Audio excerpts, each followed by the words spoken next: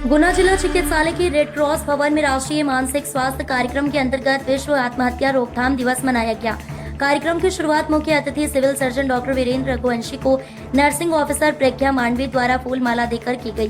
कार्यक्रम में मन कॉलेज के छात्र छात्राओं ने नुक्कड़ नाटक के माध्यम से आत्महत्या रोकथाम के लिए प्रस्तुति दी। विशिष्ट अतिथि doctor Naseem Ahmad clinical psychologist ने आत्महत्या रोकथाम के बारे में जानकारी प्रदान की।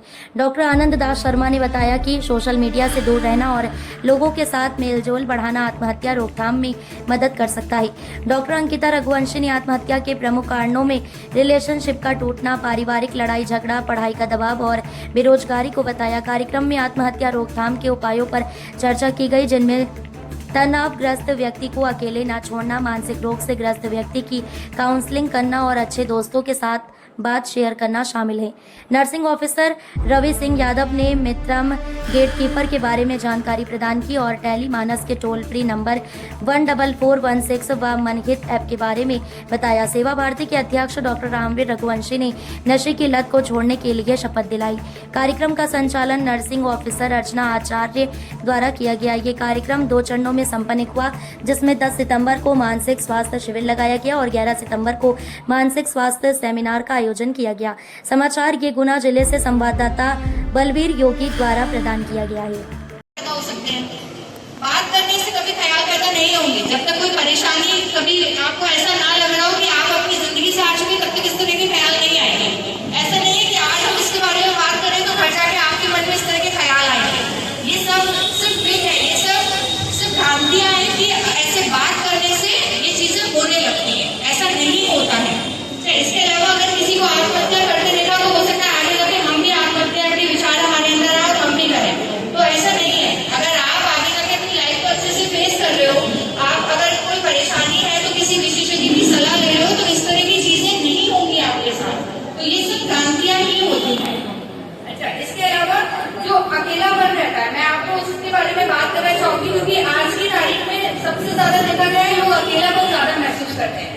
सबसे ज्यादा हमारे ओपीडी में जो मरीज आते हैं, हम उनमें क्या देखते हैं कि उनका एक जो कंप्लेन होती है, वो कॉमन कंप्लेन हर मरीज में हमें आजकल देखी जाती है, अकेलापन।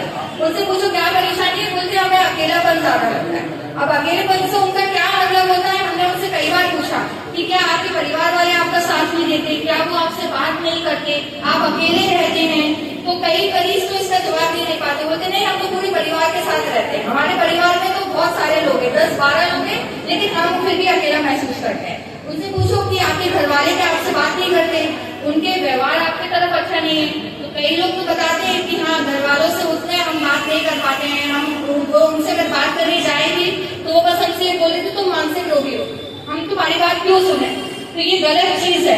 अगर आप मानसिक रोगी हैं और आपके परिवार वाले आपका साथ नहीं दे रहे, तो जरूरी है कि आपके परिवार को ये चीज समझना चाहिए कि अगर आप अकेला महसूस कर रहे हैं तो आपका साथ दें, आपकी बात को वो समझें, शांति से बैठ के सुने कि आपके विचार क्या है, आप क्या कहना चाह रहे हैं, क्या समझाना चाह रहे हैं। जब तक उनको ये चीज समझ में नहीं आएगी, वो आपका साथ भी नहीं दे पाएंगे। और मेरी यहाँ पे जितने भी मरीज हैं, उनके परिवार वालों से यही गुजारिश है कि अगर आपके यहाँ घर में, आपके परिवार में, आपके आसपास अगर कोई भी मानसिक रोगी है, तो कृपया करके उसकी बात को सुने, उसकी बात को समझें। सिर्फ मानसिक रोगी होने की वजह से उसको इग्नोर ना करें।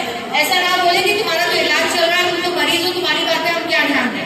कई बार ऐसी बातें होती है जो वो बोलना चाहते हैं, लेकिन सिर्फ इन वजहों की वजह से वो आपको नहीं बता पाते, अपनी कोई भी बात वो शेयर नहीं कर पाते हैं। तो उनकी बात पे ध्यान दें। अगर कोई बच्चा है, उसकी माता पिता ही अगर उसकी बात को नहीं सुनेंगे, नहीं समझेंगे, तो हो सकता है आगे जाके वो बच्चा भी गलत कदम उठाए।